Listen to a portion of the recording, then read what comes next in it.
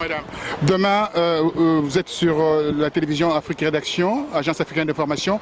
Demain, la Cour constitutionnelle va donner son avis. Alors, d'après vous, ça sera positif pour Jean Ping ou bien Ali Bongo?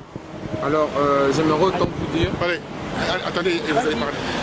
J'aimerais bien répondre à cette question pour vous rassurer que le Gabon appartient aux Gabonais, qu'Ali n'est pas Gabonais et que la décision de la Cour constitutionnelle, qu'elle soit positive ou négative, mais nous les Gabonais, nous sommes décidés à dégager cet imposteur de notre nation. Et nous les Gabonais, nous Gabonais, moi je ne parle pas de la Constitution, mais je dis bien nous Gabonais, nous les fils du Gabon, nous disons qu'il va dégager, que Mbouranso prenne la décision qui est bonne ou pas bonne, parce que nous savons que pour le moment c'est nous qui prenons des décisions. Ce n'est même pas la France, ni qui que ce soit, mais nous disons qu'il ne sera plus là.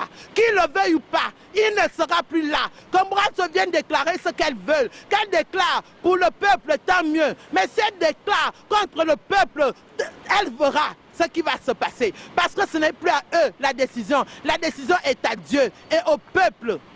Voilà. Alors, ma dernière question, le directeur de cabinet d'Ali Bongo a une certaine influence par rapport à vous dans ce pays et vous pensez que vous réussirez dans votre combat?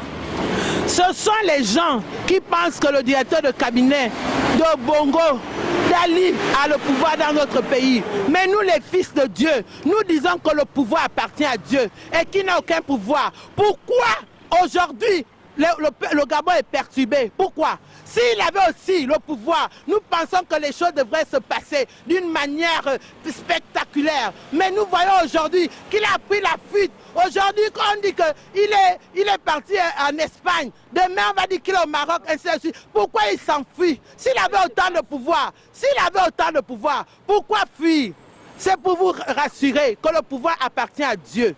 Et maintenant, c'est le peuple gabonais qui prend cette décision. Ce n'est pas des imposteurs, des hors-la-loi. Une dernière question, monsieur, pour faire la parité.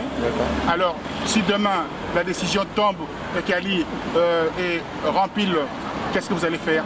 Alors, si demain la décision tombe, comme nous le savons tous, que Marie-Madeleine Mbouranso, qui est l'ex-concubine de son père, le feu Omar Bongo Ondimba, va le déclarer demain à la télévision, Ali Bongo, président élu frauduleusement. Nous, Gabonais, de la diaspora à l'étranger, nous sommes préparés, ça fait déjà 3 semaines. Nous attaquons la 4e semaine, nous savons pertinemment les actes que nous devons poser. Jusqu'à maintenant, nous avons manifesté pacifiquement, en incrustant certains meetings de Sarkozy notamment. Ça fait 2, il s'est plaint aux 20 minutes, et ce n'est qu'un début. Ce sont des actions comme ça que nous prévoyons faire.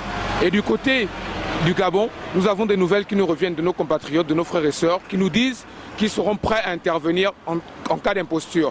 Donc tout simplement, ce n'est pas pour appeler à la haine ou inciter à la violence.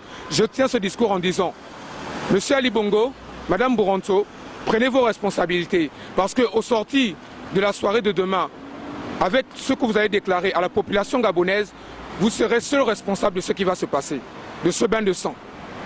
Merci.